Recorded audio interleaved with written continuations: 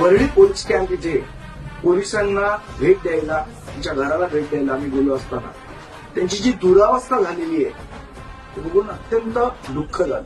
पीडब्ल्यूडीनी त्यांच्या फंडातनं कोट्यावधी रुपये खर्च करून या पोलिसांच्या घराची दुरुस्ती केली. पण आज वर्ष दीड वर्षामध्येच छत गळायला लागलंय, काही ठिकाणी क्रॅक गेलेले आहेत. आज या वरळीमध्ये एक नाही, दोन नाही, तीन आमदार आहेत. ते तीन आमदारांना गेल्या 4.5 वर्षात कळलं नाही की पीडब्ल्यूडीच्या कॉन्ट्रॅक्टरने एक काम केलंय, त्यांनी अत्यंत निकृष्ट दर्जाचं काम केलंय. त्याला जाबपणे विचारायचं, लोकप्रतिनिधी काय तुम्हाला फक्त झोपा काढायला ठेवले?